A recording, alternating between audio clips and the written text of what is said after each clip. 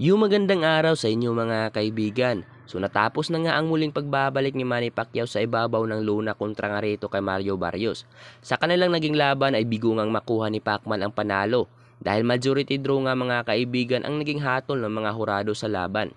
Nang dahil nga sa resulta na tabla ay tila ba ikinagulat ito ng mga karamihang tao na nanood mismo sa laban dahil para sa kanila ay naluto na naman daw si Manny Pacman at kitang-kita naman talaga na panalo si Manny Pacquiao sa laban. Karamihan sa mga boksingero na nanood mismo sa laban ay hindi rin makapaniwala na tabla ang hatol ng mga hurado. Para kay WBO World Super Lightweight Champion na si Teofimo Lopez ay hindi tanggap na tabla ang hatol sa laban dahil para sa kanya mga kaibigan ay dapat raw na panalo si Pacman sa laban. Dahil kitang-kita naman sa karamihan na tinalo lamang ng isang 46 years old Manny Pacquiao ang isang 30 years old na si Mario Barrios. Hindi rin makapaniwala itong si Devin Haney na tabla ang naging resulta sa laban. Dahil para kay Devin Haney mga kaibigan ay si Manny Pacquiao raw ang dapat na panalo sa laban.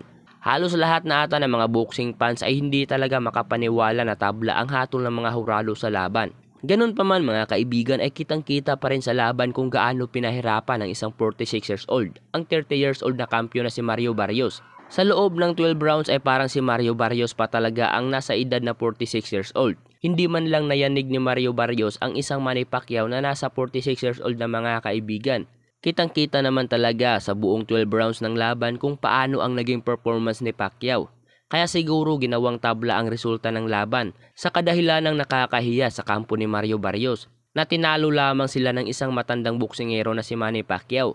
Ngunit mas nakakahiya pa rin talaga kung ginawang panalo ng mga hurado itong si Mario Barrios sa laban mga kaibigan. Ngunit mas nakakahiya pa rin talaga kung ginawang panalo ng mga hurado itong si Mario Barrios sa laban. Dahil kitang-kita naman sa laban kung paano siya dinumina ni Pacman. Kaya naman ginawa na lang na majority draw ang laban. Pero nakakabilib pa rin talaga ang pinapakita na performance ni Pacquiao sa laban. Biruin nyo mga kaibigan sa edad na 46 years old. Ay ganun pa rin katibay at kabilis ang ginawa ni Pacman sa laban. Kaya nga marami ang nagsasabi na luto talaga ang laban at dapat talaga si Manny Pacquiao ang naging panalo sa laban. Karamihan pa nga sa mga boksingerong kampiyon ay tanging sigaw nila ay panalo dapat si Pacman sa laban. Pati pa nga ang former WBC World Welterweight Champion na si Sean Porter ay dapat raw si Manny Pacquiao ang naging panalo sa laban.